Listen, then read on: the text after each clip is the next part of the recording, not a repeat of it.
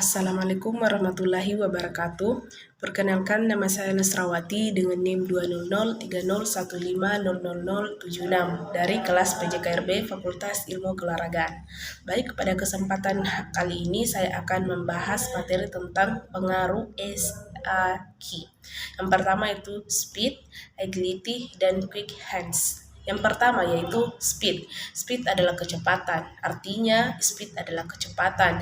Agility artinya adalah kecepatan, dan quick hands adalah kecepatan. Mohon maaf, agility adalah kelincahan. Jadi di sini saya akan membahas materi tentang kecepatan. Kecepatan yang pertama, kecepatan, definisi dan konsep latihan.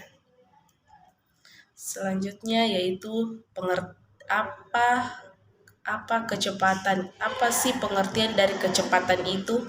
Kecepatan adalah kemampuan seseorang untuk berpindah tempat dari satu tempat ke tempat yang lain yang digunakan dengan waktu secepat mungkin.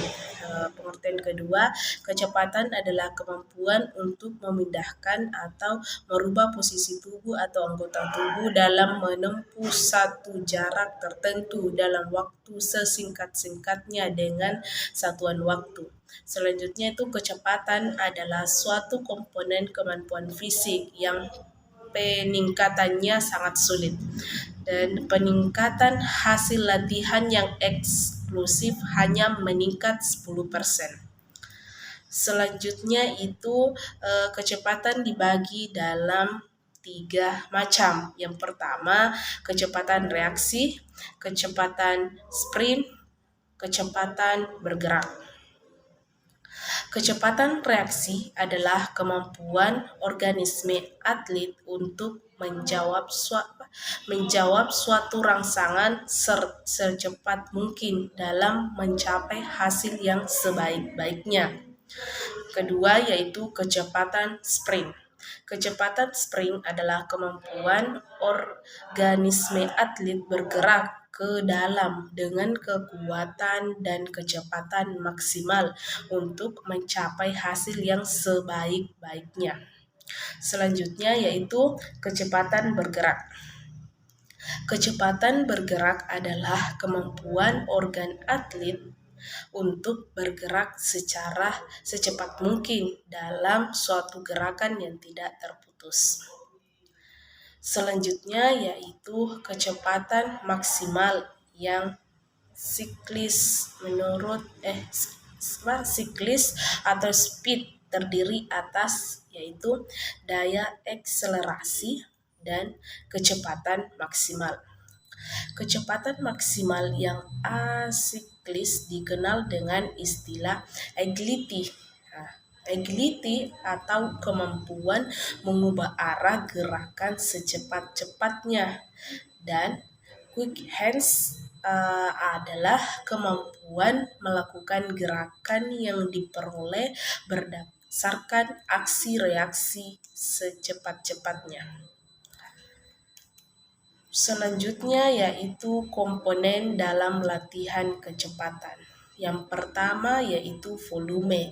Bagaimana volume latihan itu dilakukan, frekuensi, berapa banyak frekuensi yang dilakukan, dan durasi, dan berapa lama durasi yang digunakan pada saat melakukan latihan.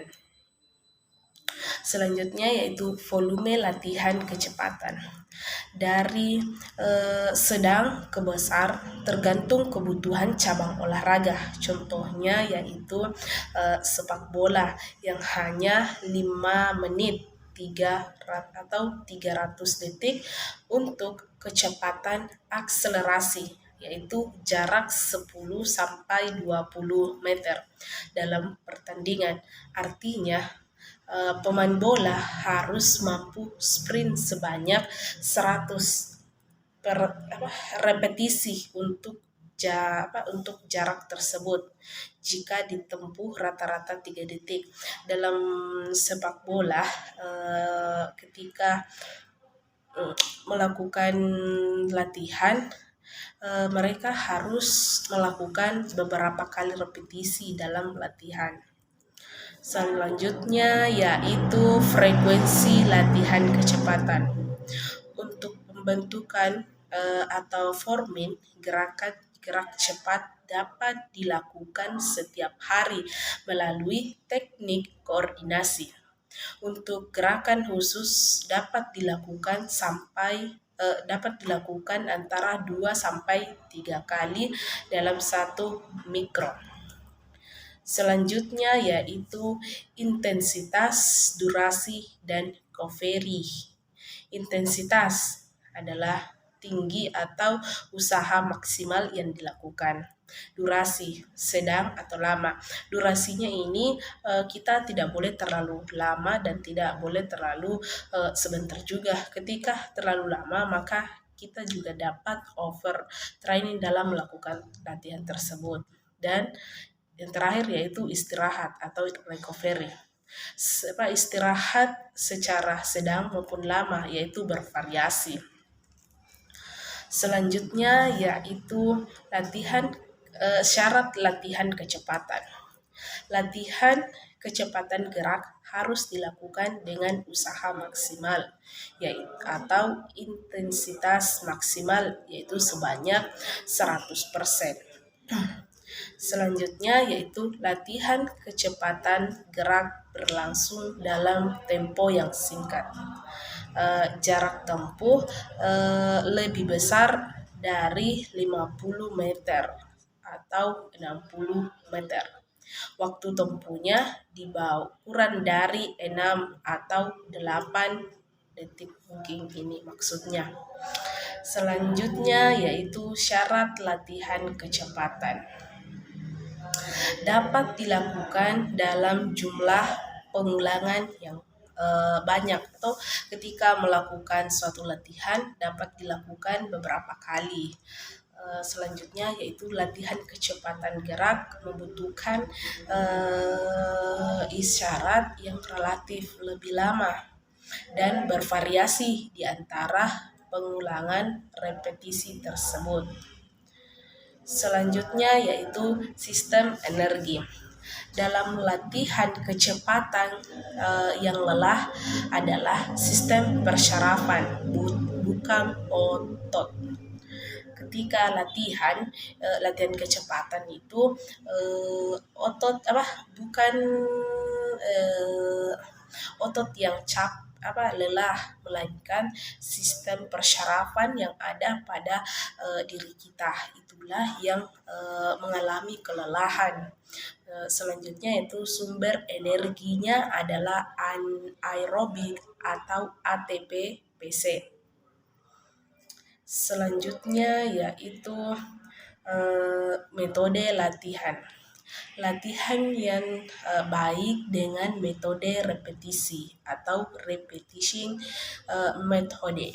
Di sini maksudnya yaitu ketika melakukan suatu gerakan, contohnya gerakan kecepatan, maka kita harus melakukan beberapa kali repetisi agar pada saat melakukan kita dapat